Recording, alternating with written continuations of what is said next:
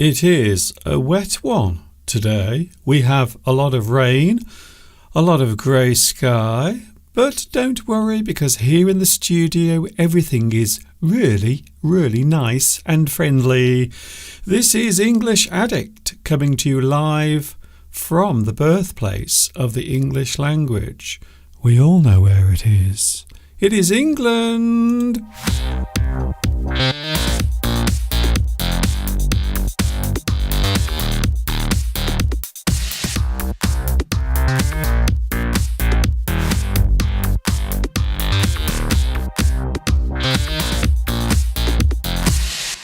Sunday is here. Hello, Sunday. It's so nice to have you back again. Here we are. We are with you live once more. Hi, everybody. This is Mr. Duncan in England. How are you today? Are you okay? I hope so. Are you happy? I hope you are happy today because we are here once again live every Sunday. We are live on YouTube from 2 p.m. UK time is when I'm here with you. I hope you are having a good weekend. It is not too bad here despite the fact that we have rain. A lot of rain has fallen over the past 12 hours. So we are having a rather soggy, wet Sunday. My name is Duncan. I talk about the English language. You might say that I am an English addict. And I am. It is true.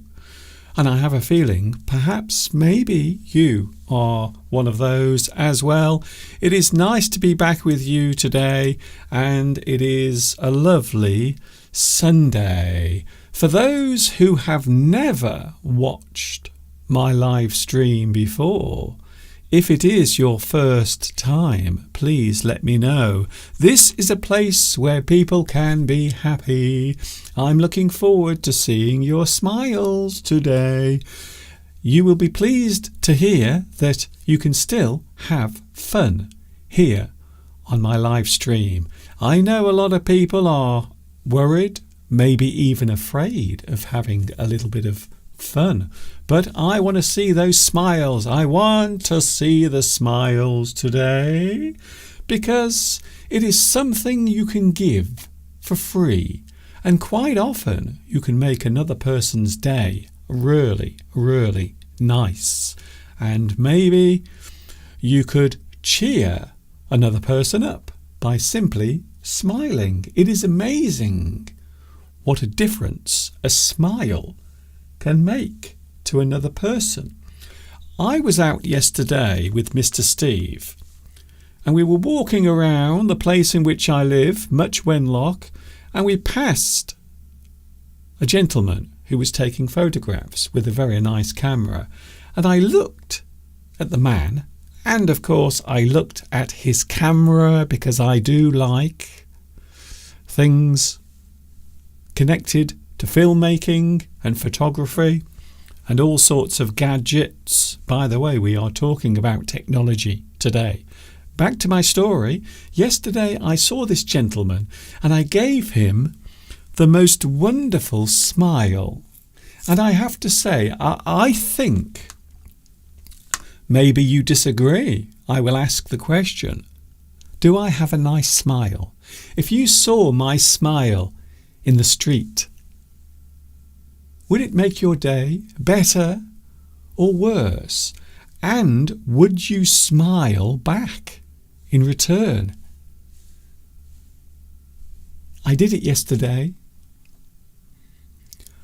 The guy did not smile back. In fact, he did the opposite. He looked very unhappy. His face was quite miserable. He didn't look happy at all, and I gave my best smile. I thought yesterday I gave one of the best smiles that I've ever given to anyone ever. And he did not appreciate my smile, and I went to so much trouble to give it to him. So it is English Addict, full of smiles today.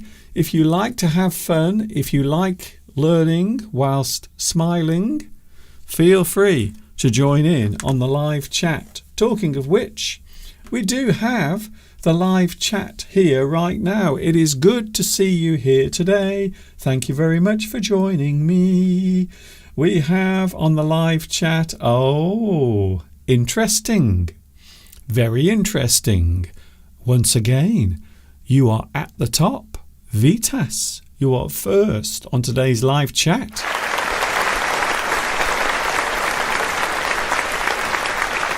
Vitas, how do you do it, Vitas? What is your secret, Vitas? Please let me know. How do you make your finger click so fast? I want to know what your secret is. Also, we have Megar. Hello, Megar. Nice to see you here as well. Flower is here. Hello, Flower Espoir. We haven't seen you for a long time. Where have you been? What have you been doing?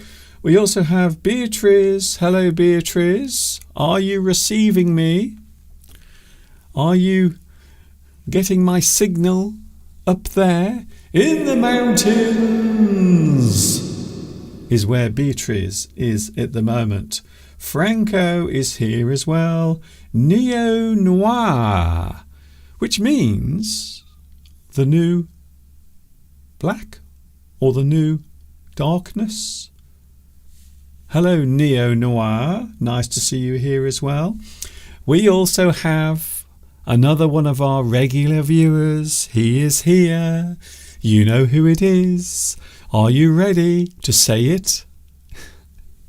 Luis Mendez is here today. Hello, Luis. Thank you for joining me again. I believe you are very busy at the moment. Thank you also for the lovely email that you sent the other day.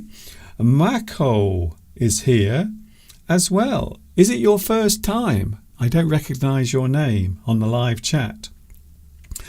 Rishab is here as well. Hello to you. Where are you watching at the moment? Please let me know.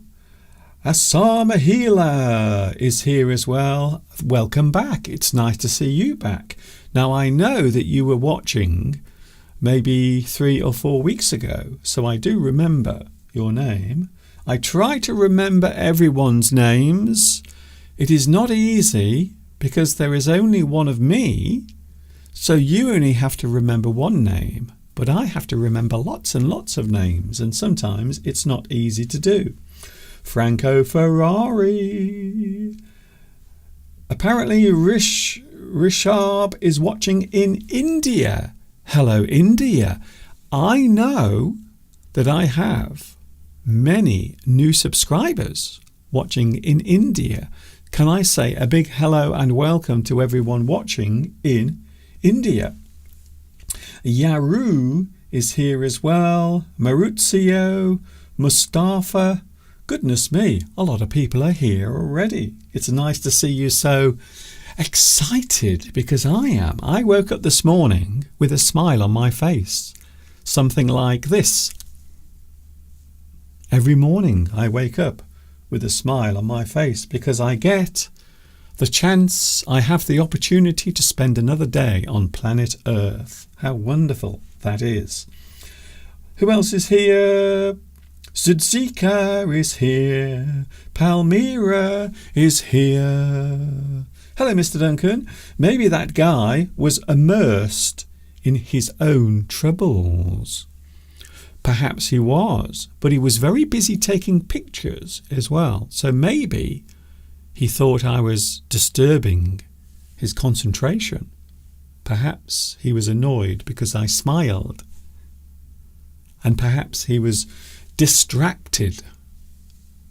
Perhaps he had never seen such a brilliant, bright, happy smile before in his life. Maybe he was just completely shocked by the whole event. Jeremy is here. Hello, Jeremy. Hello also to... Hello, Iraq. Hello, nice to see you here and welcome. It's nice to have so many people watching today. We have lots of things to talk about. We are talking about a lot of things. We will be looking at money later on. UK money, the money that we use here, the UK currency. So when we talk about currency, we normally talk about the type of money or the currency that is used in a certain country. So over most of Europe, we use the euro. However, here in the UK, we do not use the euro. We have our own currency. We will be taking a very close look at all of the UK currency, the money that we use here, a little bit later on. I am very embarrassed to tell you that I didn't have any real money here in the studio to show you. So I had to get some photographs off the internet, which caused me so many problems. I will explain more about that later on as well. Thank you very much for joining me on this Sunday. We like to look at words. We love looking at words and phrases. And today is no exception.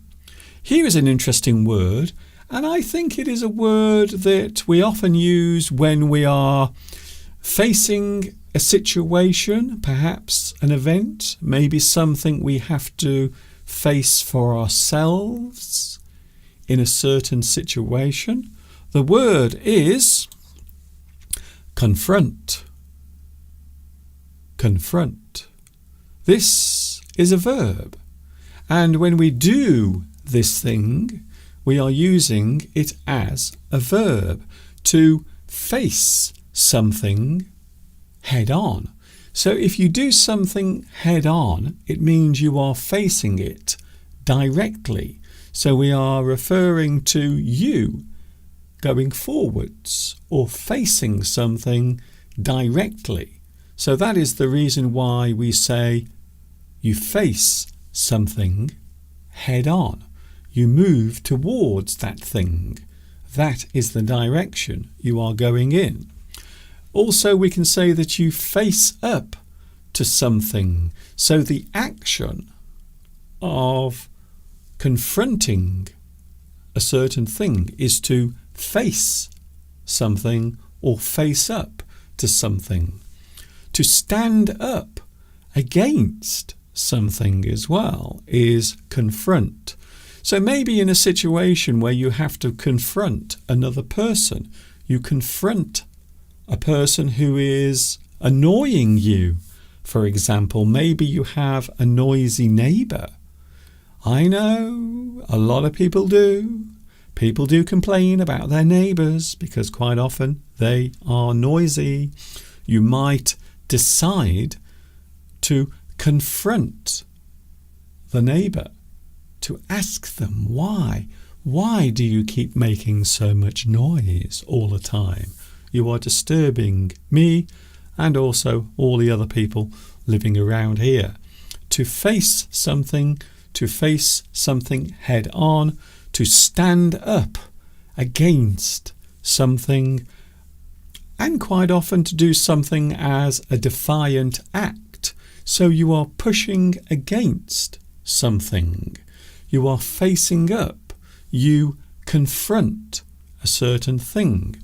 Some people do not like to confront situations. They do not like to face things because perhaps they are afraid of what will happen. Maybe they are worried about the consequences of their actions.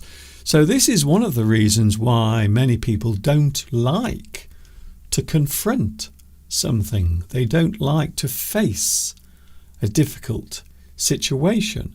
And of course, one of the hardest things of all to do is to face another person, to confront someone as a way of facing up to them or standing up against a person. Perhaps there is someone who is bullying you. Sometimes you have to confront them. You have to face them and ask them, why are you doing it? Why are you doing it? Please tell me. I need to know why. To confront. Of course, we also have the noun form as well. Confrontation.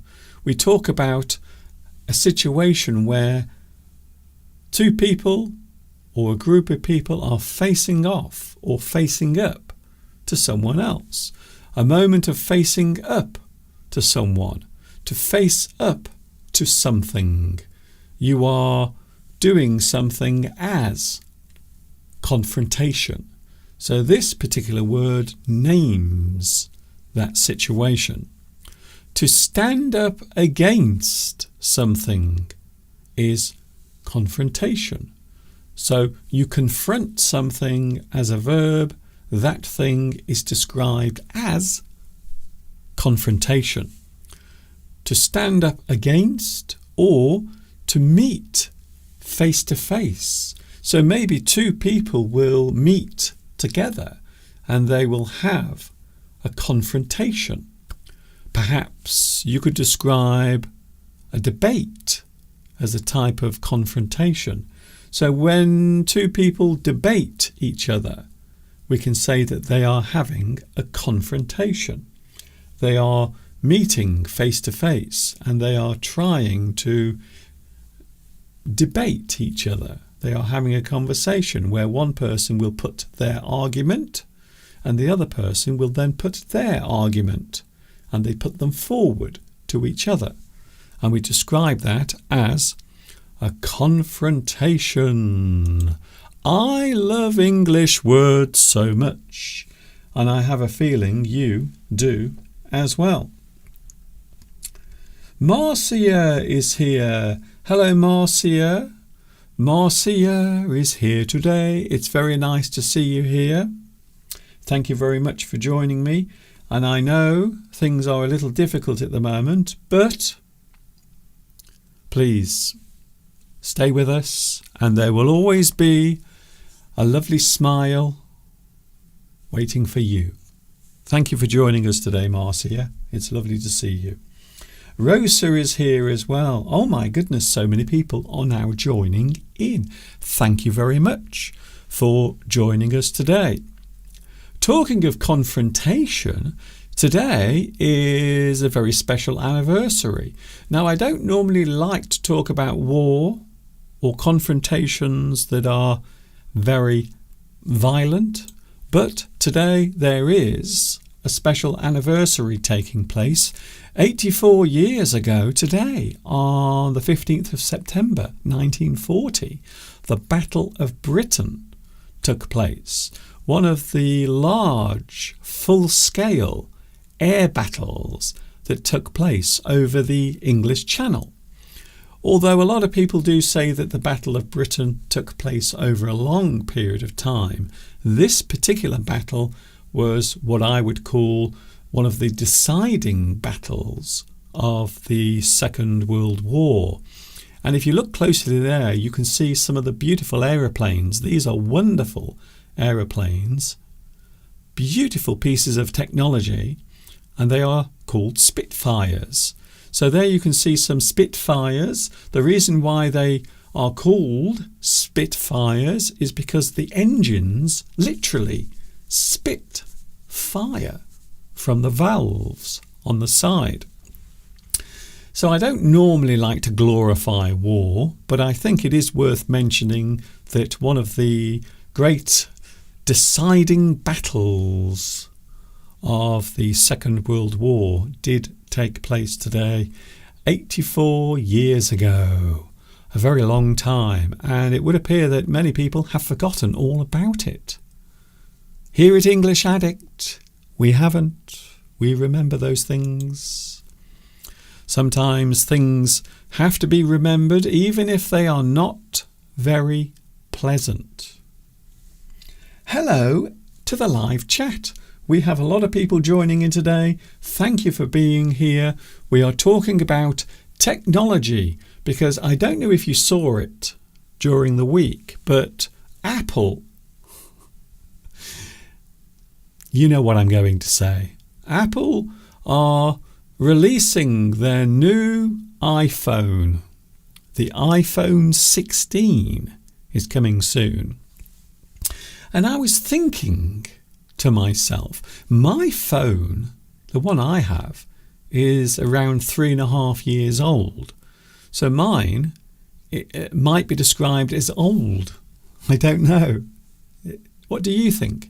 So I have the iPhone 13. But now, of course, some people might think that that's quite old, quite an old phone to have. But it still works perfectly, and I love my little iPhone. I use it quite often when I'm outside filming things. In fact, you will see a lot of the video footage today will also be things that I've filmed on my iPhone 13. But anyway, back to my story. The iPhone 16 is coming out later. Although a lot of people seem a little unimpressed because there aren't many new features. In fact, the new feature that most people are talking about is the artificial intelligence. Now, I have a slight problem with that because from my point of view, artificial intelligence is not the hardware, but the software, which means the programs. So I think perhaps describing the iPhone 16 as something new might be a little bit misleading because most artificial intelligence uses software, not hardware.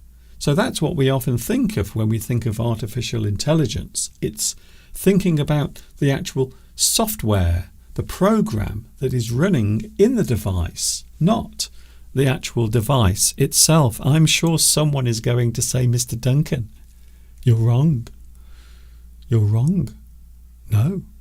So that's what we're talking about later on. We are going to have a look at old technology.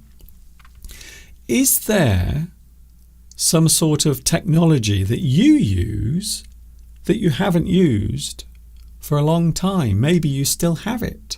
So quite often when people update their technology, perhaps they put it away in a cupboard or maybe in a drawer and they never look at it ever again. So perhaps an old smartphone or an old mobile phone, perhaps you don't use it anymore, so you put it away, you hide it in your cupboard, and you never look at it ever again. So we are talking about technology. Also, we are looking at karma. Oh, Mr. Duncan, very interesting. We are looking at the subject of karma and how it can be used in more than one way. The traditional way, and also the way that many people look at karma as having an effect on their lives. And as I mentioned a few moments ago, also we are looking at UK money. We will be taking a very close look at UK money. And Mr. Steve has been very busy in the garden. He will be telling us all about his jam making. Because for those who watch regularly, you will know that Mr. Steve often goes into the garden to collect the damsons from the tree. And this year, we have had the most amazing crop of damsons. So Mr. Steve will be talking all about that in a few moments from now. Of course, we will take a short break and then we will be back with Mr. Steve, old technology, karma, and UK money. We will take a very close look at that. All of that coming up in a little while. But of course, for now, we will take a break. If you don't mind, I would like to drink some water and powder my nose. Stand by, Mr. Steve is on his way.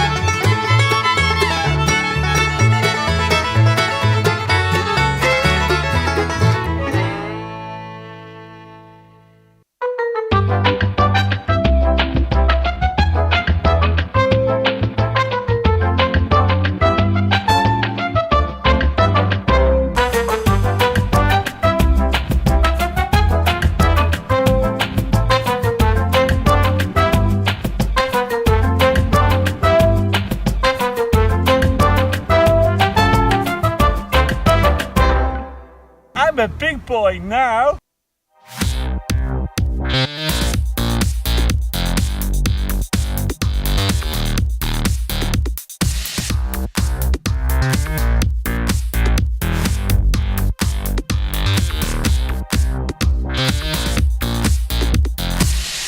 It is just after 2:30.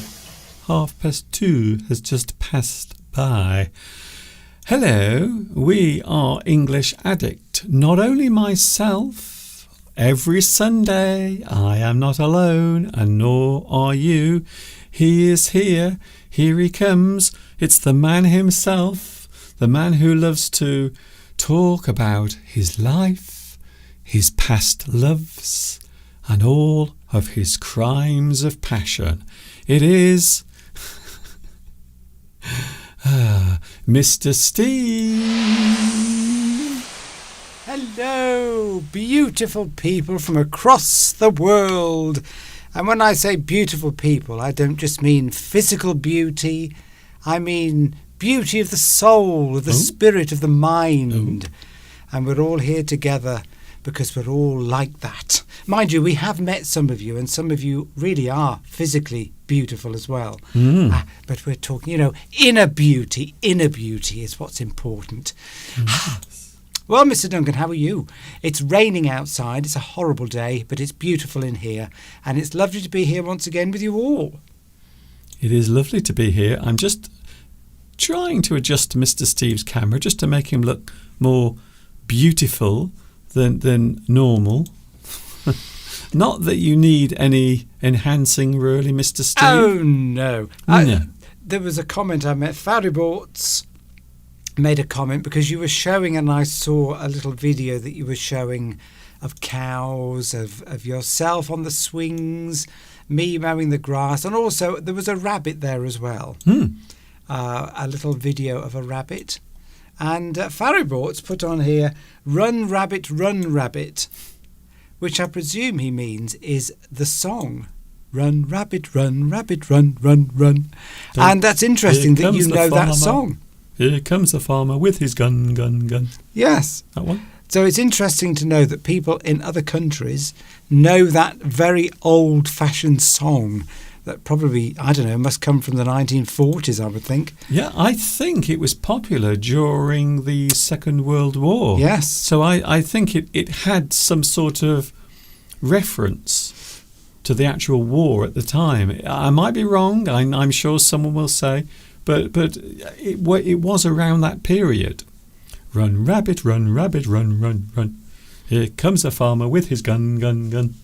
Something like that. I know, but I just thought I'd pick up on that because it's a very old song, and it's interesting that you know of that song. So maybe it wasn't just popular in this country, maybe it was popular in other countries. Of course, it was famous to use in Dad's Army. Was it the opening credit song to Dad's Army, something like that? No, that wasn't that one. They did use it though, I think, in Dad's Army. Yes, that was a piece of music specially written for the show. Anyway, a lot of people seem to have reacted to the rabbits on the screen a few moments ago. We have a lot to talk about, by the way, Mr. Steve. In fact, the first thing we're going to mention is, Steve, you have been very busy over the past few days because we have the Damson Jam making season. And all I can say is the kitchen. Now, we have a very small kitchen. It's not a very big one, but it is a place that has many things going on, especially this week. Steve has been busy making bread. He's also been preparing his lovely meals. And he's been picking the damsons from the tree, which we are going to have a look at now. Would you like to see Mr. Steve in the garden? The other day, one of my secret surveillance videos of Mr. Steve. There you are, Steve, in the garden. You are wearing some really attractive clothing there. You look really super cool. But what are you doing? Mr. Duncan, this is it. You're always secretly filming me. Okay, what are you doing, Steve? I'm picking damson. So we've got this damson tree, which is we've mentioned this before. It's a type of a plum with a very, very dark pigment in the skin. And there's lots of them in this area because damsons were grown for the dyeing industry. That's it. But look at those. So these are the damsons that Mr. Steve picked this week. And this year, I don't know why, Steve, but this year it's gone crazy. We've had the most amazing crop of damsons on the tree. So you've been incredibly busy all week. Industrious, I would say. Making jam. Would you like to have a look at Mr. Steve's jam, the jam he's actually made? So now, please tell us, Steve, how many jars of jam did you make? So this year I've managed to make 37 pots of jam. Wow. Now, the obvious thing when you look at that is it's a lot of those say lemon curd, no peel orange on them. But I'm just reusing jam jars that we have had other things in. And I'm very lazy. I don't take the labels off before I make the jam. It doesn't. Well, when you think about it, it doesn't really matter because we know that there's damson jam inside the jar. Well, this is it. But normally, if you make jam, people go to a lot of trouble reusing their jam jars because they will take off the old labels and Yes. put their own fancy labels on. But actually, it's very difficult to get those labels off now. They used to come off very easily in water, but I don't know what glue they use now, but you cannot get the old labels off. They are fixed very firmly on there, Mr. Duncan. So I don't bother. As you say, I'm only making one type of jam, and I know it's damson jam. So there we go. That'll last me the rest of the year. I put it in yogurt. It's probably very good for you, like blueberries, because it's got this dark pigment in it. So it's probably good for your blood vessels and your blood pressure. And I just like to use it. If the fruit is there, why waste it? Why let it fall off the tree and rot on the ground? I just like to use it, and I've got very cheap jam Yeah. Well, for the that's rest of the year. Well, that's the point, isn't it? You find these things in the garden. Some people use apples from their tree. We have damsons growing on our tree in the garden. So why not? You've still got some from last year as well, I think. So haven't you got over? You said you've got around 50 jars. I've got of about jam. 47 jars altogether because I've still got 6 left over from last year. But anyway, yeah, there we go. I'm using nature's bounty. Yeah. And making some jam, and it's very quite time consuming, and it makes a mess everywhere because you're pouring it out. You get burnt with the hot jam on your hand sometimes, but it's done now for the year. I just don't like to see them go to waste. I don't like waste. Well, Mr. Duncan? What's interesting is the tree still has what seems like 100 damsons, if not more, on the tree still. So there still seems to be maybe a couple of 100 damsons still on the tree. This year, everything has gone crazy. I could have made twice as much jam, probably 3 times as much as I did make. Because we had the very mild winter, we had the very wet spring, and of course the start of summer was quite wet as well. So I think all of that extra water has made a big difference. Rishabh Trivedi in India, they have damsons in India. Call them BER, Burr. Not sure how you pronounce that, I do apologise. It could be bear. So you've got the same fruit in India. Well, in this country, people don't tend to like the taste of damsons. It's slightly bitter compared to normal plums, but it was used for dyeing clothes. So it's got such a strong dye in the skin that was used to. That was only really grown for that purpose. So damson jam, it's not very popular in the UK, but I like it. So there you go. Yeah. And of course, you do give a lot of it to the neighbours as well. Whenever Steve goes away anywhere, if he visits someone, he often has one of his jars of damson jam as well. So that's what's kept Mr. Steve busy this week, for those who are wondering. You might be surprised how much interest people have in our day-to-day lives. Yep. Beatrice says, are damsons... Hello, Beatrice. Are damsons similar to blueberries?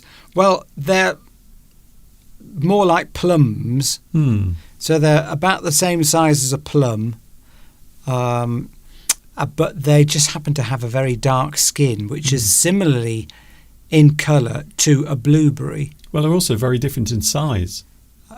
Yes, so it's the same. So it's a type of plum, whereas a blueberry is often...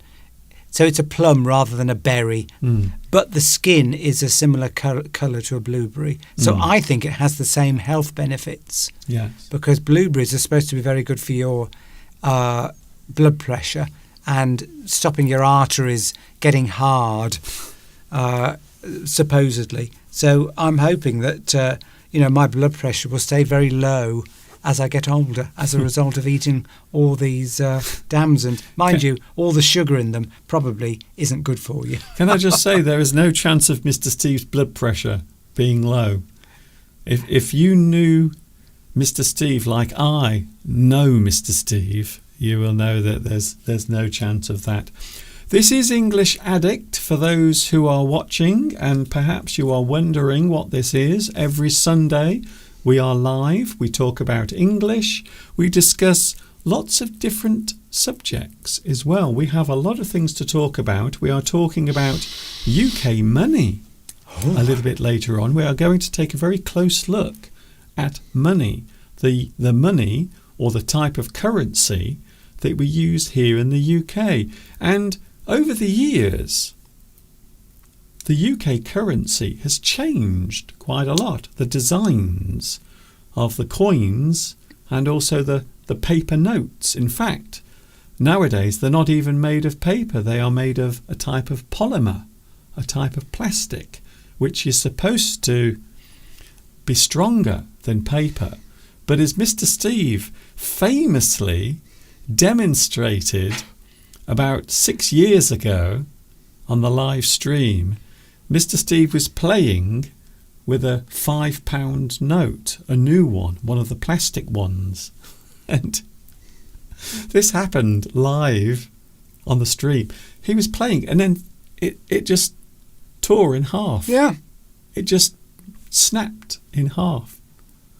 And so I'm not sure if the new notes, if the new plastic money is stronger than the paper ones, because you remember, Mr. Steve, because we are not young people. We might look youthful, but we're not. So I remember pound notes, and you used to sometimes get pound notes that had been everywhere. They'd been in all sorts of situations and environments, and yet they would still be in one piece, even though they would look a little bit dirty, and sometimes people wouldn't accept them. But this modern plastic money, I'm not sure about it, Steve.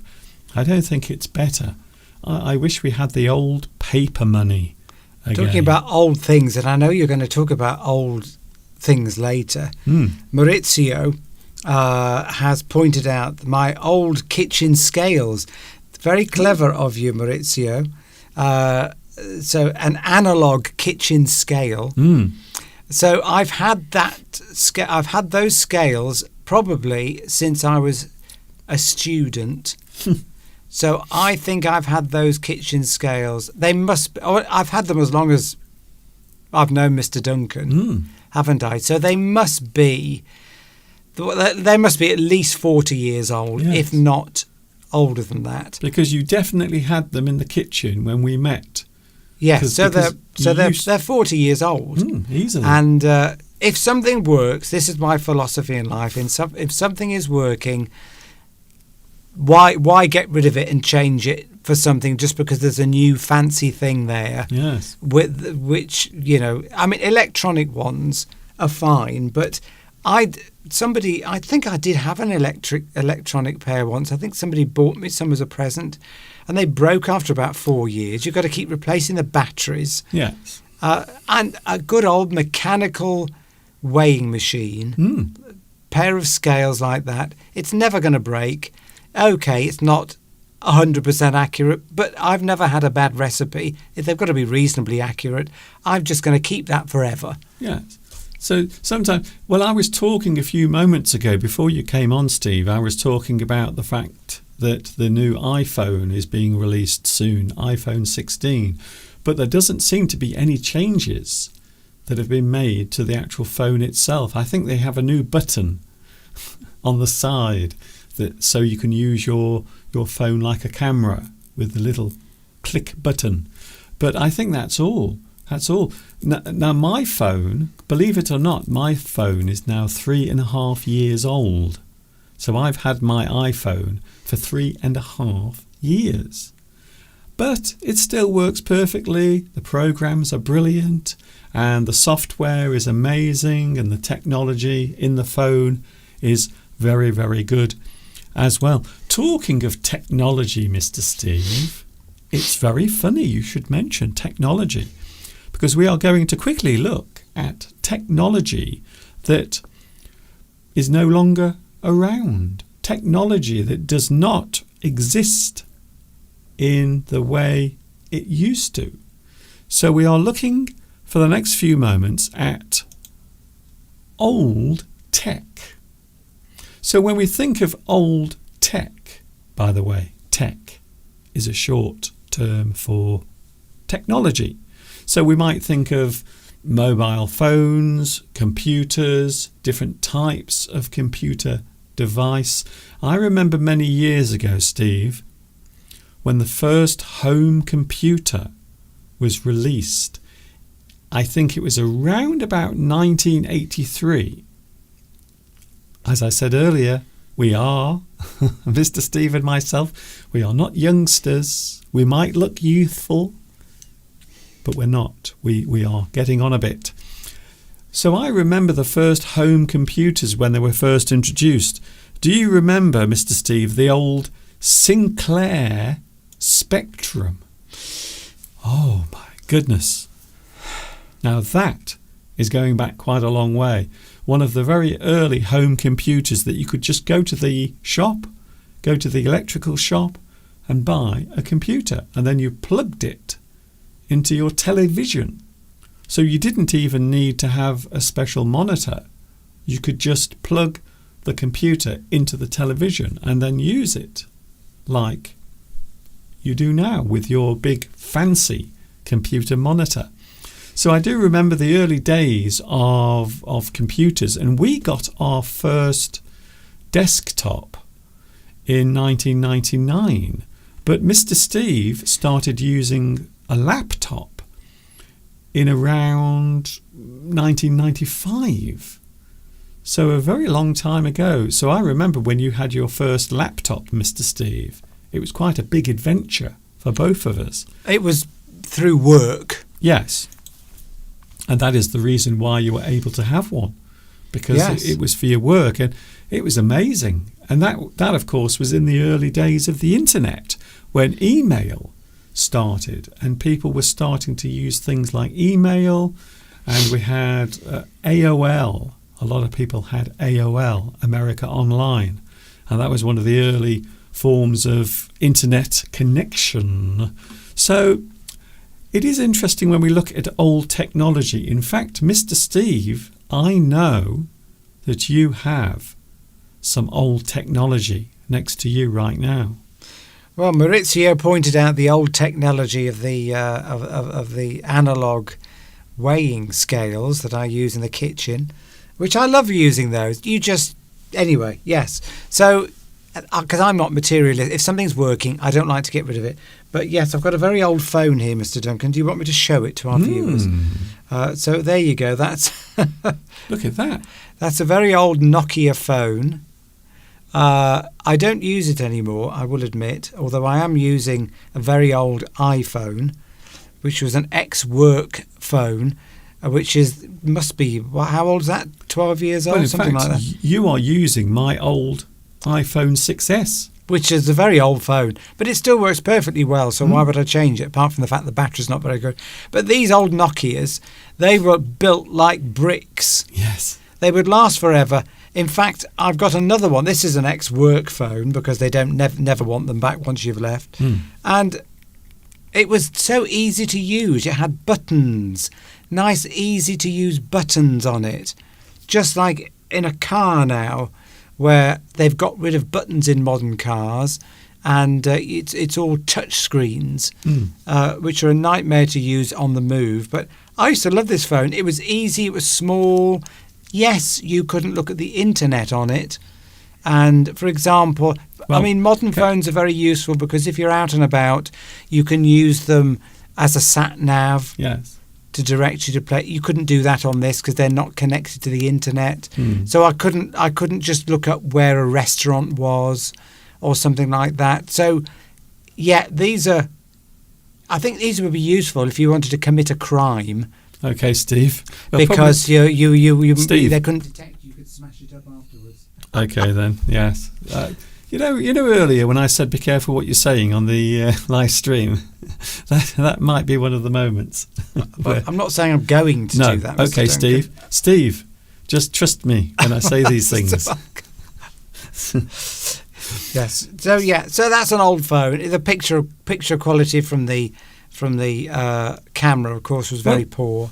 But there what I was going to say, Old Steve, technology. Steve, if I can draw attention to the phone, that was one of the first phones to have a camera, a proper, what I would call high definition camera, even though the quality wasn't there very good. But that was way back in 2005. Is that right? I think that was about 2000. Yes, on the box it says 2000. I've still got the box. The Nokia 6230 is the model of that particular phone. Would you like to see the most famous of all the mobile phones from the original era of mobile phones? Here it is. Go on then. Oh, look at that. Now, when people talk about old phones, this is the one that most people mention. The old Nokia 3310. And some people say that this still was the best phone ever made. Not necessarily because of its technology. It could do lots of things, but certainly not as sophisticated as the smartphones that we have now. However, it was tough. As Mr. Steve just said, we used to actually call these the bricks, because they were so solid. You could drop them, you could do all sorts of things with them. If it fell out of your pocket and went onto the hard concrete, it didn't matter. It just didn't matter, because they wouldn't even be scratched. So this particular phone, I think this also goes back to the very early 2000s as well. I don't think you can buy them anymore, but they might still work. I'm not sure if they will even function anymore. I think they will. No, okay. I mean, Lewis says that his wife's got one. Oh. And Beatrice says that she has one. She just keeps it as a souvenir, but it still works. Yes. Obviously not with the internet. So you can still use them as a phone if an emergency or something. It might be worth, you'd have to have a SIM card for it, wouldn't you? Yes. Of course, there's a bit of a moral to the story there about not keeping up with technology, because famously Nokia failed to keep up with technology and the way that technology was moving with phones, and went out of business because they failed to recognise the importance of what companies like Apple were doing. Yes. And putting the internet onto the phone and lots of other technology like that, and of course they got complacent and went out of business. Well, the big game changer, of course, was the introduction of Wi-Fi. Once Wi-Fi came along, technology was able to expand in so many different directions, and that's the reason why Wi-Fi is used so often now. Wireless technology, not only through your phone using 4G and 5G, but also wireless with your Wi-Fi in the house. So it really has made a very big difference. But you are right, Steve. Nokia were really caught out. They decided not to invest research into smartphone technology. And they got left behind very quickly, even though nowadays they do have something that is very similar to a smartphone, but it also looks like one of these. So it's kind of a mixture, hybrid, I suppose you would describe it as. But it isn't selling very well, because when you think about it, smartphones, we always think of two products. We often think of Samsung and also Apple as well. But Nokia still exist, but they've moved more into radio telecommunication now. They make a lot of satellite links and all of the heavy duty telecommunication equipment now. So Nokia still exists, but they don't really make phones in a big way like they used to. Here is something else I miss, Steve. I remember when we had our first big computer, and one thing I always noticed was how the quality of the picture was always better on the old computer monitor. And there you can see now on the screen the old box, a massive, huge cube that you had to put on your desk, and sometimes it would weigh so much the desk would start to bend in the middle. I miss the old CRT monitor, cathode ray tube. They are still the best types of monitors for looking at colour. If you are editing photographs, Steve, quite often it is very good for matching the colours. So the old-fashioned CRT monitor, I wish I had kept one of those. I really do, because I threw them out because I thought they were just junk. Only years later did I realise that I probably should have kept one. So that is another thing that I miss, old-style computer monitors, Mr. Steve. Osama says, so why have you kept all these old Nokia phones? Well, it's just that I don't throw things out. And I always think, well, maybe I will need that in the future. Obviously, I'm not going to need an old phone. I probably should get rid of it. But, maybe in 30 years' time, it'll be worth something. On the other hand, it probably won't be, because there's millions of them out there. And, I don't know. I've just kept it because I've just kept it. Well, sometimes I just think you forget. Like, I know that I have at least 3 old cell phones somewhere. I think 2 of them might be in the loft. Faribord says... one of them is in the bedroom, my old Samsung. And I never use it anymore. It's just been pushed away in one of the drawers in my bedroom. Sorry? Faribord says that cathode ray tube monitors are still preferred by graphic designers. It's true. So there we go. So we've all got sort of LED or LCD or whatever they're called now. They take up less space, of course. You don't have to have... you need a corner, don't you, to get a cathode? I mean, we used to have an old TV. You were very restricted on the size of the screen you could have with an old style cathode ray tube because they got physically so bulky. I mean, we had one, didn't we? I don't know what size screen. It was the biggest TV you could get at the time that was a cathode ray tube. I don't know what size it was, but it was so bulky and big. You almost needed a separate room to put it in. It's true. By the way, yes, hello, Pedro. I'm fine, thank you. You've asked this question before, so I'll answer it now. It's nothing to do with today's subject. What polo T-shirt would you buy? Lacoste, Ralph Lauren, Fred Perry or Hugo Boss? Neither. I would buy Calvin Klein. Oh. CK. Well, you found a very nice range of tops or T-shirts.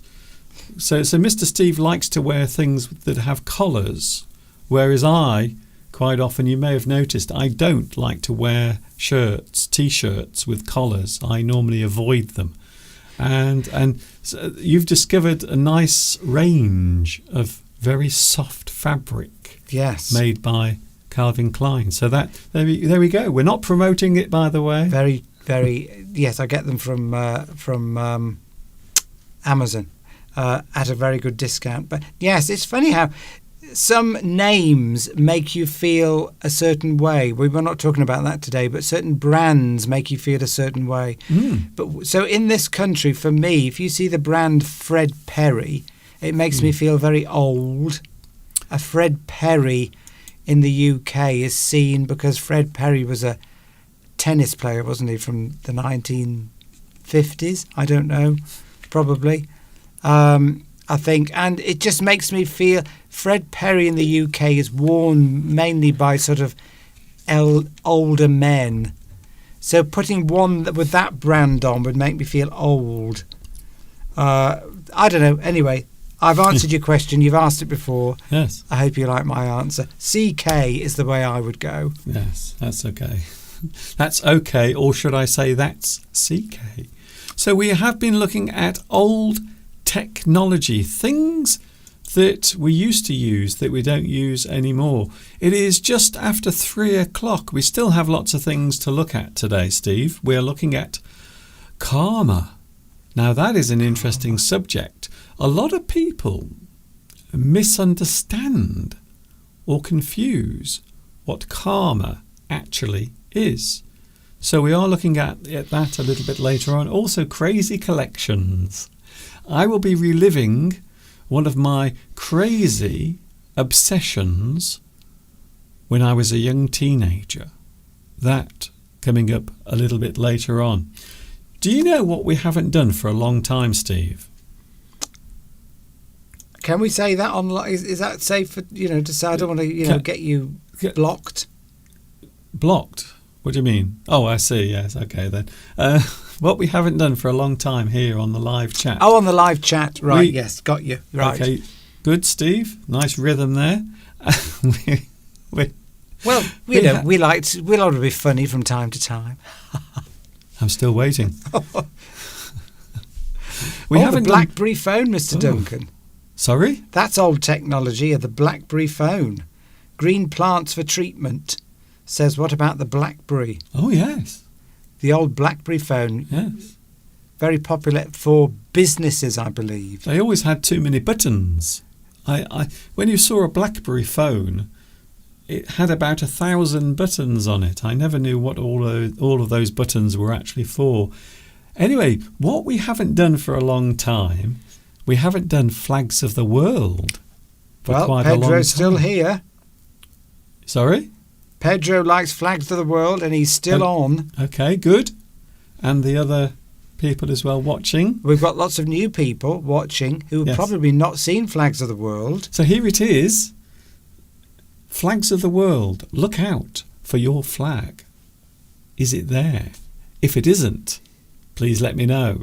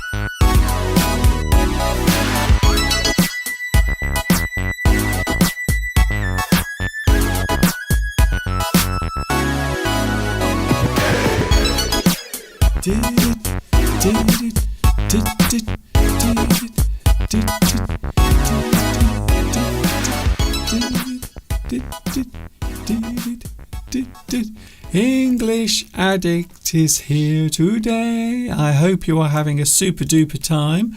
It's not just me though, it's someone else as well. We have Mr. Steve. He's with us as well. There he is. Hello. Hello. Can you hear me on my ancient Nokia phone, Mr. Duncan? Are you talking to your younger self? Maybe, yes. Well, I hope you enjoyed Flags of the World. I hope you saw your flag there. If you didn't, please let us know and Mr. Duncan can add you on. Even though it's really difficult to do that, but I try my best to include everyone. So if your country is not there on Flags of the World, please let me know. By the way, Saturino, I do not have an iPhone 16 Pro Max. I've got a what is it again? The model of my phone, Mr. Duncan? You have 6S. For your work. You have the iPhone SE, which is the entry level iPhone. They gave me that at work. And for your personal time, you are of course using my old iPhone 6S, which still works quite well. By the way, the iPhone 16 Pro Max hasn't even come out yet, so that's the next model, but it is the iPhone 15 Pro Max, which I don't have because I can't afford it. They're about £1,700 if you want to have the 1 terabyte memory.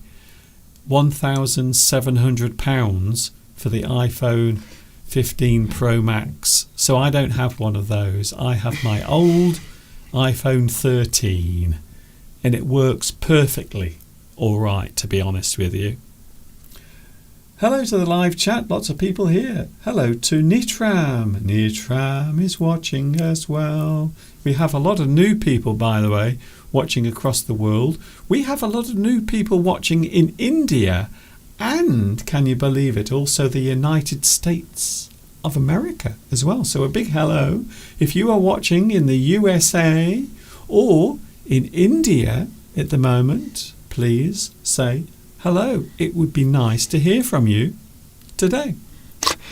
Talking of somebody new, Rishab Trivedi said that on their Nokia 6610 they used to play the Snake game, and that was a very famous game, of course, that Nokia phones introduced. Yes, and can you believe they've actually brought it back?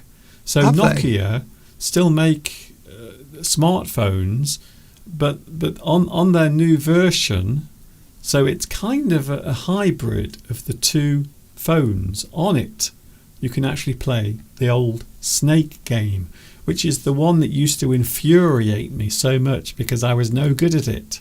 So you could chase the snake around on the screen, and the snake would slowly get longer and longer, and you had to keep weaving around the screen without actually catching your own tail up. Rishab is saying hi from India. So we've got somebody saying we have lots of people from India, as you've already pointed out, watching us now. I wonder what the time is in India now. So you're obviously ahead of us, but how many? Is it 5-6 hours maybe? I think it might actually be 6 or 7 hours ahead. So now it would be 6, 7, 8, 9. It might be around about 9:10 at night in India at the moment. And we mustn't forget Pakistan. Green Plants for Treatment is in Pakistan, so welcome to you too. And that's an interesting name for your on-screen name. Are you a horticulturalist? Or maybe, by any chance? Maybe you use the plants for therapy. Maybe you. Yes, tell us why you've used that name for your handle. Would you call that, Mr. Duncan? What do you call it when? Yes, you could use it as your screen name. Screen name. Yes. Oh, Mr. Duncan, my nose is itching. Oh, I'm not quite sure why. I'm trying to suppress a sneeze, but I don't know if I'm going to succeed. I'll get my... There we go. It must have been thinking of plants. It wouldn't. Green plants for treatment, and the pollen in the plants must have given me an allergic reaction. It wouldn't be a live stream without Mr. Mr. Sneeze, Mr. Steve sneezing. I think maybe we will call you Mr. Sneeze. Mr. Sneeze instead of Mr. Steve. Agastya also says, hello from India. Agastya. So, well, I don't think we've seen you make comments before, maybe on a Wednesday when I'm not here. So thank you very much for putting a comment in the live chat. Marcelo is saying hi from Argentina. Of course, we've got Beatrice on from Argentina as well, and other people as well. It's nice when you say hello, when you interact with us. We love it. And thank you, Rishab, for blessing me after my sneeze, because that's what you should always say. If somebody sneezes, you should always say, bless you. And people expect to bless you after a sneeze. If they don't get it, they feel a bit upset. Yes. Are you saying that I did not do that just? Well, you didn't, but thankfully Rishab did. So thank you for that. I feel blessed. And I don't know why people say that after you sneeze. I don't know what the derivation of that is or the history of that. It comes from the Black Death. When people used to have when the Black Plague was around, the Great Plague, people would sneeze, and as a way of protecting them from whatever the illness was, they would say bless you. So it was a way of saying don't get sick, because there is a lot of Black Death around at the moment, a lot of plague around. Not now, of course, but way, way, way back in the olden days when we used to do our toilet in the street. Vitas says bless you. Hamza says salam, which I think probably is bless you, or an equivalent. And Olga says bless you. Olga also says, I love to hear Mr. Steve sneezing. After that, Mr. Steve looks less ideal to me. Do you mean the physical act of sneezing makes me look physically unattractive? Is that what you're saying? I think so. I think probably. But Beatrice says she's sniffing a lot, but I think it's the plants. This time, see, when the weather starts to change, when the seasons start to change, I mean, here in the UK, we have very defined seasons. We have a spring, summer, autumn and a winter. They're all very specific seasons, and they're very noticeable in their differences. But particularly at this time of the year now, we're moving from summer into autumn, and the weather is changing, and people, we were talking about this the other day, you get physical changes, you get more ache as the weather starts to cool. You get more aches and pains, and this is a traditional thing in the UK that people say that if they've got arthritis or aching joints and bones, it always starts to get worse as we move from summer into autumn. It's something to do with the damp air, the cold air. Definitely has an effect on your physicality, on your body. Yes, we normally refer to them as seasonal ailments. Seasonal ailments. Seasonal. Go on, Mr. Duncan. Seasonal illnesses. Yes, so I'm noticing aches in my joints. I've got a bad ankle that's been fine all summer, and suddenly it's starting to sort of ache and hurt for no apparent reason. It must be the weather. It's like being in a doctor's surgery. It's like Mr. Steve now wants, if there are any doctors watching at the moment, could you please examine Mr. Steve's ankle and tell him why it keeps hurting when it's cold? I think it's age. So this is interesting. Hamza's in Morocco. Morocco. I'm not sure if we've had anybody. Yes, we have. Well, it's nice to have somebody from Morocco. That sounds so exotic to us. Morocco. It sounds exotic and exciting. Whenever people say Morocco, like Tunisia, something like that, it just sounds very exotic to us in the UK. So maybe we'll have to visit one day. We're off to Marrakesh on the Marrakesh Express. Because it's all because of films that you've seen when you grow up. It's mainly through history and films that you've seen of the area, so it just makes you feel like it would be a very exotic place to visit. Probably to you it's not, because you live there, but it's like visiting any country. If you're not born in that country, quite often another country can sound quite exciting and exotic, and to us somewhere like Morocco sounds exotic. Just is. The key word there is exotic. Definitely. We have a lot to talk about today, Mr. Steve. We've got to take everyone through all of the currency that is used by us here in the UK. And I think we'll do that right now, I think, because we are going to run out of time today. I'm pretty sure of it, because already it is nearly 3:20. I can't believe it already. We've been on for so... This is a packed live stream, Mr. Duncan. Packed with things. We are going to take a look at something that we've never done before. We are going to take a close look at UK currency. We are going to look at all of the different types of coins and the new paper notes that are not made of paper anymore. They're made of plastic. And as Mr. Steve found out, they are not very strong. So when we think about the UK currency, I suppose we should start from the smallest one, Mr. Steve. What is the smallest currency, the smallest coin that we have? In value or in size? Well, in value. In value, we've still got a 1p coin, haven't we? We do. 1 pence. There it is. It's not that big in reality, is it? That's just... Well, no. Can I just say these images are not to scale? Not to scale. So the 1 pence is not that large. The 1 pence is probably, is it a centimetre across? I don't know the exact measurements of the 1 pence piece. Well, I'm just giving people an idea. So yes, in Canada and America, that would be the nickel equivalent, wouldn't it? It's a low value, the lowest value coin. Nickels and dimes are small currency. Pennies to us are small currency. Can you actually buy anything in the UK now for 1 penny? One penny? Pence? 1 penny will buy you absolutely nothing.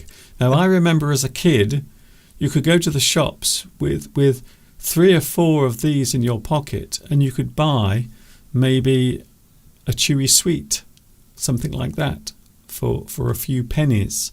But nowadays, no, unfortunately. I remember when the penny was much larger. So there used to be the old penny, which was much larger than that. And that's how old I am, by the way. Here's the next one up, Mr. Steve. Seeing that you are telling us each one as we go along, what's the next one up? Well, we've still got a 2p, haven't we? There we go. Look at that.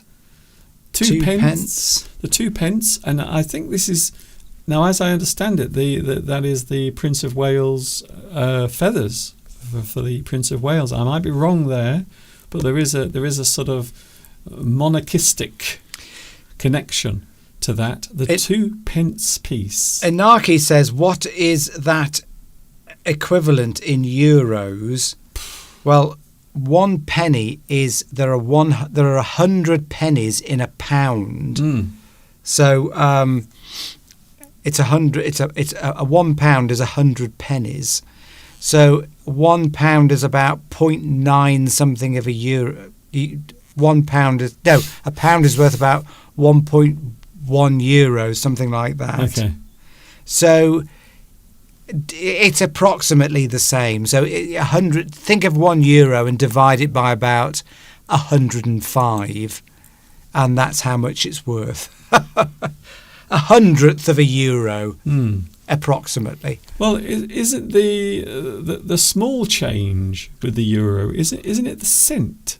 Am I wrong there? I didn't see many of them when we were in Paris and Italy, but I think it's the cent. Yes, Inaki says, what is it of the cent? So are there 100 cents to €1? I think it works in the same way. Yes. In which case, then yes, they're equivalent because Decimal. They use the sort of decimal system as well. the pound is worth slightly more than the euro, so there's not going to be very much difference. Yes, we tend not to do the exchange rate when we're talking about pennies. Here we go, Steve. Here's another one. Now this is the most annoying of all the coins. Do not be fooled by this image. The 5p piece is very small, and in fact it might be the most annoying of all the coins. It is actually smaller than the 1 penny, and they're so tiny. And I would imagine that there are many of these down the back of people's sofas, and maybe in the streets. If you looked around closely, I bet you would find lots of these lying around in the street. And what's interesting is that because that's worth 5p, we've now gone from something which is the 1p and the 2p were sort of made of copper bronze, which is a sort of a cheaper metal. Now we've suddenly gone up to something that looks silvery and looks like it's worth a lot more. But of course, 5p, there are 20 of those in £1 or in €1.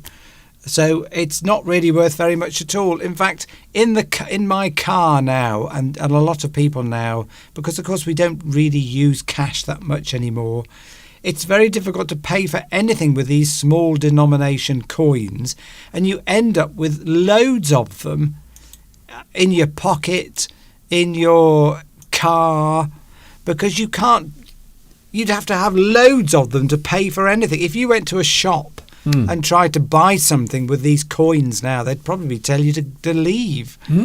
I don't even know why we still got them, Mr. Duncan. Well, of course, a lot of the small change, which is what we normally describe these things as, small change, a lot of people don't even use it now. So it is definitely fading away. The next one up.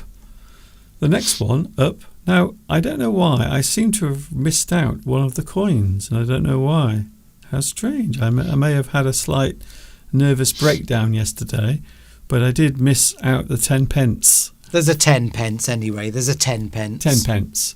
So moving on. Now, this is a very unusual coin. We didn't. In the past, we never had a 20p piece or a 20p coin. We never used to have one. I think it was around the early 1980s that this was first introduced, the 20p piece. I think it was the early 1980s. In fact, that particular coin on the screen now is 1982. That might actually be the year that they were introduced. 20p. So a rather unusual coin because it has 7 sides. So it is an unusual coin, very similar to the 50p, which also has the same number of sides. You can buy something, though. I think you can buy something for 20p in the UK. I'm not sure what it is. You can still use these in machines like parking meters, even though parking meters where you put coins in are virtually gone now in the UK. There's very few left in the UK where you can put a coin in. They're either card operated or you have to use an app on your phone. But you could until recently still put these in a machine to get a ticket or something like that. But I would say even those types of machines are disappearing altogether now. I find the 20p probably one of the most attractive coins. I don't know why. I think it's the shape and the little inlay that goes around the middle. I don't know why. I always find the 20p piece quite attractive, and there have been some variations of it. Yes. Over the years. Beatrice says you can use them in public toilets. Yes, you probably can. But you probably can still use those in public. I haven't used a public toilet for years, but you usually have to pay Well, yeah, sometimes you do. Well, it used to be a penny, It used to be a penny. which is why we have the phrase spend a penny. So if you have to go to the toilet, quite often people would say, I am going to spend a penny. But the reason why we say that is because when you used to use the public toilets, you have to put 1 penny in the door, the lock, and then you can close the door and feel safe. Fariborts, thank you. Fariborts has pointed out the most popular use of the 20p coin, which is in shopping carts at supermarkets. Oh. Of course, yes. And in fact, I do that all the time. I thought that was the pound. Oh, yes, it is. It's the pound. Oh, yes, I'm getting mixed up now. Maybe where you are, Fariborts, it's a 20p, but in the UK, to use those trolleys, shopping trolleys in a supermarket, to prevent people from stealing them, you have to put a pound coin in. But I think it used to be a 20p. Maybe where you are, it is a 20p coin. Yes. It's a pound here. 20 pence will buy you some sweets. It won't even buy you a stamp now. It won't buy you anything because a stamp is a pound now in the Yes. UK. So 20 pence is about as worthless as 1 pence. Here's the next one, Steve.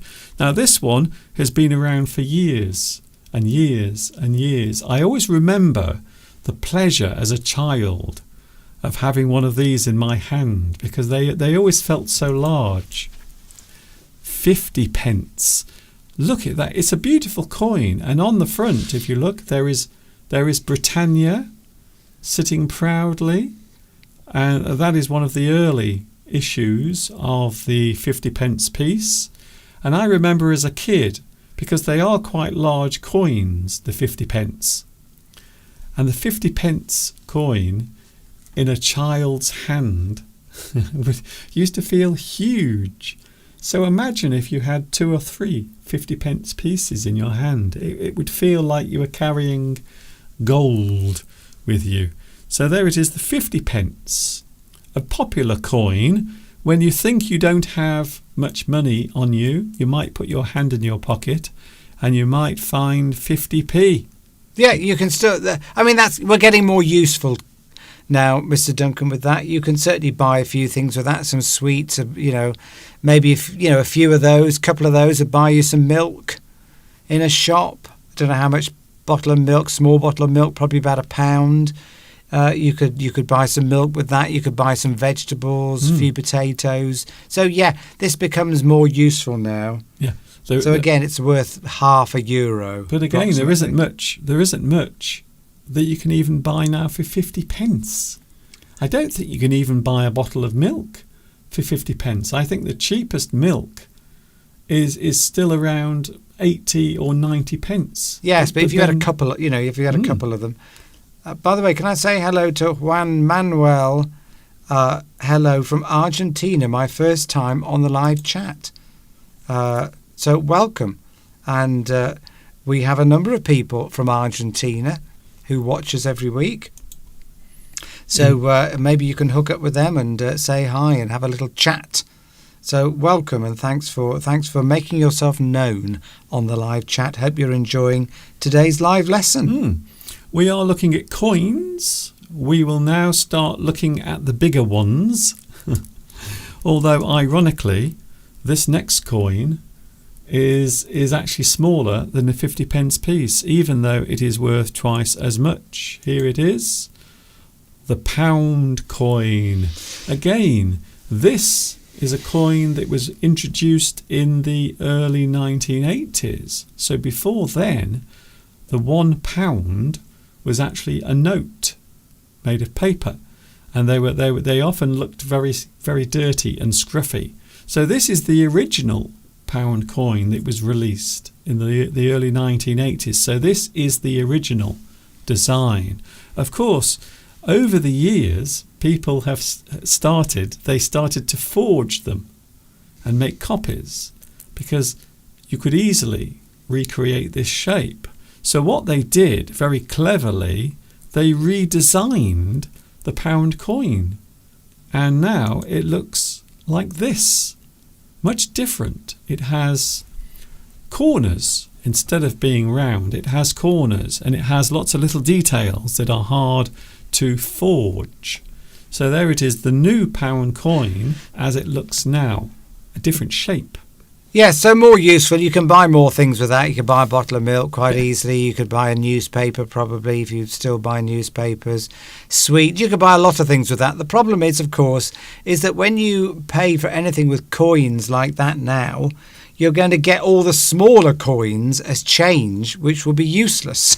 So if you bought something for sort of 90 pence, you might get 10p back in change, or if it was 92 pence, you might get some 1p's and some 2p's and some 5p's back in change. And you won't be able to do anything with those because you need a lot of them to buy anything. This is because of the effects of inflation over the years. So this is why a lot of people now, most people, probably just use their cards to buy anything because you don't have to carry around pockets full of change. So the pound coin has changed a lot over the years, and there are also many variations as well. So this is one particular example that has all of the emblems of all parts of the UK. You can see the English rose, the Welsh leek, the Scottish thistle, and the clover representing Northern Ireland. So there, that particular coin. Now, if I remember correctly, this was actually designed by a child.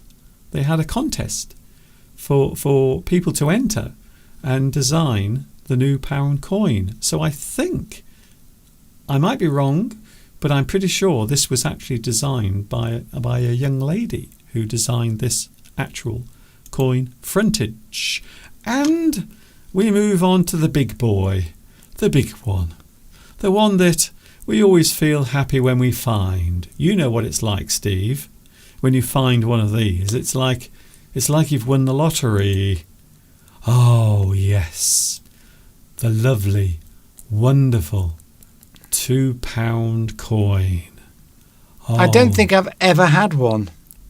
Really? No, I don't think anyone's given me a £2 coin in change. I don't think they're very popular, are they? I've literally never seen one. People in shops would probably give you two £1 coins rather than one of those. I don't think there's many in circulation, Mr. Duncan. I would agree with you there, because they are rarely given in change, but you do find them. When you find one of these, it's like you've won the lottery, because it's not £1, it's not 50 pence. It's £2. And it's a nice gold colour, so it looks expensive. But anyway, no one's... Oh, that's been out since... Is that 2008, that one says on it? That one is 2003. 2003, right, OK. And they are also unusual. They are unusual because they are bimetal. So you have two different types of metal. You have the silver towards the middle, and then on the outside you have, of course, the bronze. So this is unusual as well because it's actually bimetal. It's the only coin we use that has two different metal or metallic colours. And if you want to have a contrast between the two, oh yes, I'm being so generous today. Look at that. So there is the difference in size between the £1 and the £2 coin. So there is quite a difference between those two coins. So when you come to the UK, when you come to England, you will now know which coins to make sure that you have close by. A £1 coin is about that big in reality. It's about that big. It's quite heavy. But of course, as we've mentioned, most people really just use their cards now to pay for most things. There are certain places, like if you're at a market in the UK, like a food market, there are some places that will still only accept cash. I mean, there's a market in Much Wenlock that sells fruit and vegetables. They will only accept cash. They don't have a card machine. But card machines now are cropping up everywhere. In most shops you can buy portable ones now. Yes. And businesses can buy them very cheaply and use them. So they're accessibility for people to use now. Even the smallest of businesses can have a card reader now, and it's quite cheap for them to use it. All you have to do is plug them into your phone and you can take payments. It's quite amazing. Anyway, we just looked at coins, Steve. Coins, yes. Now, let's look at the really big ones. We have notes. There are, I suppose you would say there are 4 notes. In fact, there are 4 denominations of note. The first one is, now these will include the new design, which has, of course, the King of England. However, the ones with the Queen are still also okay. You can still use them in everyday life. So the ones with the Queen on the front are still okay. You can still use them. The new ones, of course, have King Charles on the front. So this first one, you can see that these are not real notes. They are just for show, just to show you what they look like. The £5 note, this is a nice note. Now I remember when this particular note was huge. Do you remember, Steve, when £5 notes were really big? They were, yes. We ought to have brought some real money to show, really, so that people can see the size of them. But they're similar to euro notes. I haven't got any. Similar in size to sort of euro notes, 10 euros or 20 euros or 50. Yeah. And they're made of plastic, as Mr. Duncan said. Now they're not made of paper, as most notes are now. It's a type of polymer. Okay. And I don't think they are as good as the old-fashioned paper ones. So we have King Charles on the front there, Mr. Steve, and underneath on the other side, the reverse side, Winston Churchill is on the back, which is quite suitable, really, because today is Battle of Britain Day as well. And of course, Winston Churchill was a big part of that movement. Moving up, and I will talk about the difficulties I had doing this, because apparently you can't take photographs or edit photographs of notes. Now you can do it with £5 notes and you can do it with £10 notes, but you can't do it with anything more valuable than that. So here it is, Steve, the £10 brown. I suppose you would describe it as a sort of brown colour. Orangey, sort of browny orangey colour. Yeah, they're quite. That's the most. That's a very useful note to have with you. A £5 or a £10. You can obviously buy a lot with that. And they're a useful size. A lot of places now, I will point out as well, won't accept cash anymore. It's getting more and more like that now, that in the UK, probably in other countries as well. Some restaurants, some shops will not accept cash anymore. They will only let you pay by card, because banks now are charging businesses for taking cash in. They didn't used to charge them before, or if they did, it was a very low amount.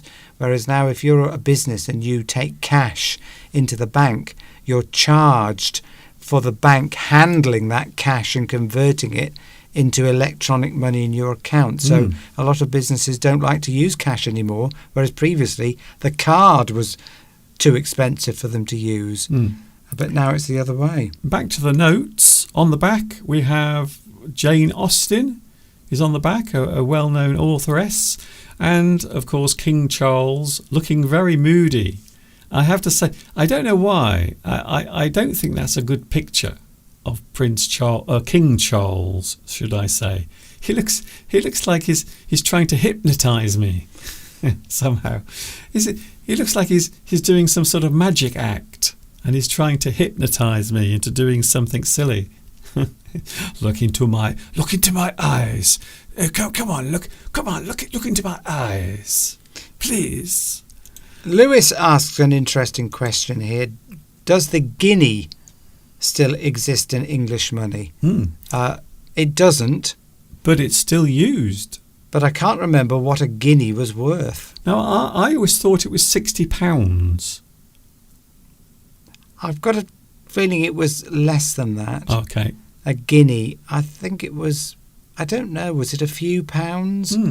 They used to be around, when we went decimal back in the 70s, the guinea went, along with lots of other coins, because we went decimal in 1971. Was it 77, something like that? The guinea actually is a very posh way, and it's still used now, Steve. So maybe if you have horse racing, they will often pay out the winnings, or the prize money will actually be measured not in pounds but in guineas. Right, which is very unusual. So I think it is £60. I might be wrong. I can't remember. Somebody can tell us. Somebody can look it up on their smartphone, on their modern device. Because we don't use guineas, really. Normally. We don't use them. Maybe in the horse world, they're still very posh. And they want to think of guineas as the old sort of British denomination of a note. They want to hark back to the past and think of old-fashioned guineas, but we don't use that at all anywhere, apart from in sort of posh horsing circles. Yes. So normally prize money given. In horse racing, it's quite interesting. But can somebody look that up and let us know? Lewis, maybe you can look it up. Not on your wife's phone, because obviously she's got an old Nokia phone. You won't be able to look it up on there. So I think it might be £60. I'm sure somebody will tell us. 20. So here's the one that started causing problems for me, Steve. And you can see what happened there. I tried to reproduce this note, and my computer wouldn't let me. So I was trying to edit this, and I could not get this onto my screen. And look, you can see that the part of it is missing, because that is all I could actually show without it being blocked. So for security reasons, to prevent you doing anything illegal, then all modern software doesn't allow you to edit the image of a £20 note, because obviously forgers could use that to great effect. So you can see what's happened here. I got so far, and this is as much of the note that I can actually reproduce. So that's why there is a little bit of it missing. But this isn't the worst one. The worst one is the next one coming up. So you can see King Charles at the top doing his hypnotist act. And underneath you have, of course, Turner, the famous painter, and a guy who also quite good looking as well, can I just say. That is a very flattering portrait of Turner. Even in purple. Even in purple, he looks good. Here's the next one, Steve. This is the one that caused all sorts of problems. I could not get the back of the following note to actually reproduce, so I had to draw it myself. So please excuse the rather crude drawing. Here it is. Here is this is the £50 note. Can I just say that the £50 note is a thing that most people will not accept. Any shop. So you might go to a shop and you have £50 and you give it, and quite often they won't accept £50 because quite often they are forged, and of course a lot of people don't know what they look like. So to some people the £50 note is just unusual. They've never seen it before, so they don't even know if it is a real one or not. So there is the front, Steve. Everything's all right there. It's a kind of pink colour, isn't it? So yes, you don't see them because, as Mr. Duncan said, shops won't accept them because they always think that there's always the strong possibility that it could be a forgery. Certainly you won't, cash point machines won't give them out. Cash point machines just give out £10 or £20 notes in the UK. But that's the highest. We don't have £100 note, do we? We don't, no. I'm amazed. I was very surprised to find out that the euro goes up to 200 euros. So this is the highest currency that we have in the UK, the £50 note. And on the back, if you know what the real one looks like, you will know what that is supposed to be. So on the back we have, of course, the brilliant mathematician Alan Turing. That is supposed to be on the back. It would not let me reproduce the back of the note at all. I thought the computer was going to blow up and maybe I was going to get a knock at the door. So there it is. That's the back of the £50 note. And that is Alan Turing. Looking, he doesn't look very happy, does he? But that's the best I can do with my artistic workmanship. So now we know what the £50 note looks like. Not that you'll see them because nobody uses them, because, as we said, shops won't accept them. If you went to a shop in the UK and tried to pay for something with a £50 note, they'd tell you to go and get something else. Yes, they say no, or pay by card. Because a lot of people never see them. So when they see them for the first time, they just think this is maybe made up. So I'd like to know where you could use a €200 note. For those of you living in Europe, do you see those kind of high denomination notes like €200? Do you see them? Would anybody accept them? Well, apparently the highest is 500. There is a €500 note. Because you've got to be very confident to accept that if you're a business. If somebody came in and wanted to buy a computer, you've got to be pretty confident to carry it around. Yeah, you couldn't go into Currys and pay for anything like that in the UK. So yeah, can you? Do people accept them? Please tell us. If you've got a two, or even there must be a €100 note, I would think. Can you go into a shop with one of those and buy anything? But of course, when it comes to paying on a card now, you have to put your PIN number in if it goes over £100. So I think you can pay for any amount on your card now. No, as long as your PIN's accepted, I think you can buy a car worth £50,000 on your credit card or on your bank card. As long as you've got the money. Yes, you can. I know somebody that went to buy a new car recently, and they used their bank card to pay for it, and the garage accepted it. Oh. It was £20,000-30,000. Oh, fancy pants! So, and obviously on your phone now, phone security is so good that banks let you use their apps on your phone, because once it recognises your face or your thumbprint, your fingerprint, you can do more now in terms of transferring money on your smartphone than you can if you go onto your laptop or your computer.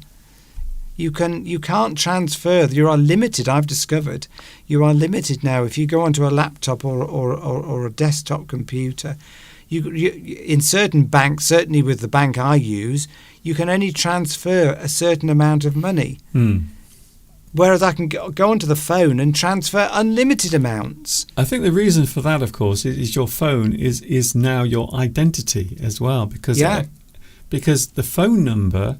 And this is one thing I find quite interesting about living in this age. We were talking about technology earlier. So your phone, you might not even realise this, but your telephone is actually a type of identity card that you're travelling around with. Not only that, but this machine that you have in your hand or your pocket can be followed and tracked. So as you go from one location to another and you go within the areas where the signal is being carried, they know exactly where you are, where that actual phone is based on the phone number. And of course there is another serial number that is burnt into the SIM card that can be tracked by location, but also to the actual person as well. So don't forget, when you're walking around with your mobile phone, your cell phone, you are literally carrying a tracking device. And it is possible now to follow a person. You don't need to have any secret tracking device hidden. You can actually do it just by following the phone. So not everyone has that power, by the way. Only the police and the other. And companies, if they issue you with a smartphone, have the right to know where you are. I don't think they're allowed to reveal to you that they know where you are, because we're all a bit paranoid at work because we're issued with a company phone, and we have to keep the tracker on in it. So we know that they know where we are, but they couldn't use that information to tell us that they know where we are. But we know that they know where we are. Okay, I think. By the way, Mr. Duncan, VTAS has looked at the guinea was a currency traditionally used in horse trading, and it's equivalent to £1.05. Oh, I see. So for every guinea, it's £1.05. But it is, of course, for the aristocrats and the people who are buying and selling their horses. And, of course, maybe if there is a horse race, they will often use guineas as the prize rather than pounds. It just sounds very, very posh. We've had a busy one today, by the way. It's been a busy live stream. In fact, so busy, I don't think we can even begin to talk about the other subjects. So very quickly, what I'm going to do before the end, we are going to look at unusual collections, because people do like collecting things. I think it's fair to say, even sometimes us, myself and Mr. Steve, sometimes we collect certain things, certain items, odd collections. So here you can see here underneath me we have the man with his, can you see what he's collecting there? His bowling balls. So this is a man who has a huge collection. I don't know why. I really don't. A collection of bowling balls. And then in the middle there is a lady who collects rubber ducks. And there you can see her taking a bath with all of her lovely rubber ducks. And just next to Mr. Steve, exterminate, exterminate, we are the Daleks. A man who collects Daleks from Doctor Who. So odd and unusual collections. Some people collect plastic bags. Yeah. I remember seeing a program about somebody who collected plastic bags from all the different supermarkets and shops, and he had this massive collection of plastic bags. I expect he has to pay for them now, because it's 10 pence to have a plastic bag in a supermarket now in the UK. So yeah, if you want a plastic bag, you've got to pay 10p. Part of the drive to reduce the use of plastics in shops. By the way, Inaki says that the last segment where we were talking about coins, Nitram says that Satoshi Nakamoto would not like this segment of the live stream because, of course, that's connection to his creation of Bitcoin. So, yeah, no doubt you've got lots of Bitcoin, Nitram. So maybe, yeah, we didn't talk about that as currency, did we? But anyway, another day. Well, if I was blunt, Mr. Steve, it isn't really currency, is it? No, anyway, we want to won't get debate. into that. This is a whole different conversation. This is a whole different conversation, which we haven't got time for. If you tell us briefly, Okay. any of you have any unusual collections of things we would like to know? I'm going to tell you now, I was a weird child, Steve. I was such a strange child. When I was at school, they pushed me around into all of the classes for the absolutely stupidest children in the school. And I know what you're going to say, Mr. Duncan. That does not sound possible. No. That couldn't have happened. How can that be real? But it's true. They used to stick me in the class with all of the, I don't want to say stupid children, but they thought I was a little bit of an idiot. And sometimes I can understand why they thought I was a bit of an idiot. Because one of the things I used to do when I was around about 12 years old, I started collecting batteries. And I used to go to school with a huge bag of batteries. Not just this size, but also the square ones, like that. And also the little thin ones as well. And I used to have a large bag of batteries, and I would carry them around with me all the time. Thinking of that makes me realise that maybe the teachers assumed I might be slightly odd. And that's the reason why they put me in the classes with all of the not so bright. So no stamp collecting for you, Mr. Duncan. No. Traditional form of collecting stamps. It was batteries for you. Yeah. Fine, yes. Anyone got any unusual... we've only got 2-3 minutes left, but if you've got any unusual collections, please let us know. But yes, stamps is a very traditional one, isn't it? And it's a chat-up line. If you've met a nice girl or a man and you want to take them upstairs, you can say, do you want to see my stamp collection? Yeah. As a way of enticing them into your home for, let's just say, a little bit of lovemaking. But and you definitely won't need any €500 notes for that.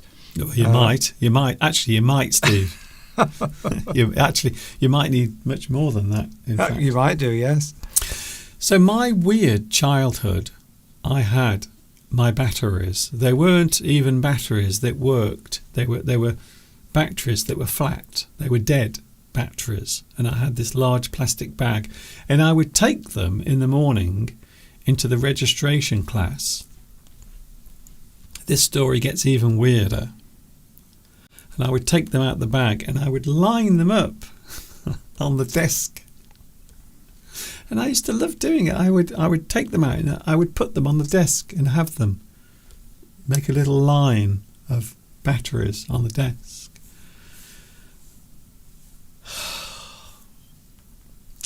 I think that explains quite a lot. I think it does. So we've got some... Farry Bortz used to collect Star Wars figures. Oh. So that I bet that's worth something now. Nitram, who's we know is a modern person, a person of the modern world, has a collection of ETFs following Bitcoin. Too lazy to care about the real stuff. I'm not surprised, Nitram, that you have some ETFs, but I hope you make a lot of money out of them. I really do. So that's not connected to NFTs, is it? Is it? Do you mean NFTs? What's an ETF? What's an ETF, Mr. Duncan? I don't know. Do you mean NFTs? I think it might be. I think it might be sort of electronically transferable funds. Right, could be. But the other one I'm talking about is the one where you create an image and then you sell that image to other people for a huge sum of money. So then they have their own actual copy, but it is theirs. And it didn't last. It wasn't very successful, let's just say. So there are many strange things that people can collect, and I was able to share my rather weird story with you today, which I'm not sure if it was a good idea or not. So, butterfly collection, Alessandra says. Yes, people used to collect butterflies and stick pins in them on boards. Thimble collections. Anarchy said that they went to see a thimble collection in a museum. Yes, I've seen a thimble collection. Yeah, you can collect anything really, can't you? You can collect anything. Sweets. I mean, as I said, I know somebody that used to collect plastic bags. Or certain types of book. Yeah, you can collect anything really. And if you've got lots and lots of money, I suppose you could collect cars. Well, we saw a programme about somebody that collected cars. Who was that, Mr. Duncan? Used to be a chat show host in the US. That would be Jay Leno. Jay Leno has lots of money and he can collect cars, and he has hundreds and hundreds of this beautiful car collection that he actually uses them. Fascinating program, and just goes to show what you can do when you've got lots of money. It does go to show. We have actually reached the end of today's live stream. I will be talking about karma on Wednesday. Yes, I am with you on Wednesday. We are looking at that subject on Wednesday. So join me on Wednesday. It will be me by myself, because Mr. Steve, of course, will be working hard or hardly working. We will have to wait and see. Thank you, Steve. Have you enjoyed it? No. Of course I have, Mr. Duncan. I'm joking. So I look forward to seeing you all next week. And have fun this week watching Mr. Duncan on Wednesday and all the other lessons he's putting on as well at the moment. Bye-bye. Super duper. There he goes. Mr. Steve will be back with us next Sunday. English Addict is with you for another few more seconds, and then we are going... I will be leaving, and I suppose you will be carrying on with your day as well. I hope you've enjoyed today's live stream. We will be looking at karma, the state of karma, on Wednesday. That is what we are doing on Wednesday. I hope you've enjoyed today's live stream. It has been a lot of fun. I will see you on Wednesday. Don't forget, there will also be new lessons as well. There are new lessons. Lots of new lessons are being published at the moment. I published a new one on Friday, and there will be a new one on Tuesday, followed on Wednesday by the next live stream. I will see you very soon. Don't forget, you can catch me every Sunday. For those wondering... There it is on the screen right now. Every Sunday, English Addict is live from 2 p.m. UK time is when I'm with you next. Thank you for watching. See you later. This is Mr. Duncan in the birthplace of the English language. That is, of course, England. Saying thanks for watching. I hope to see you again very soon. And, of course, until the next time we meet here, you know what's coming next. Yes, you do.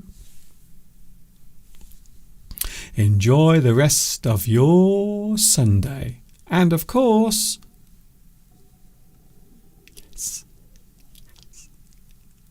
ta-ta for now.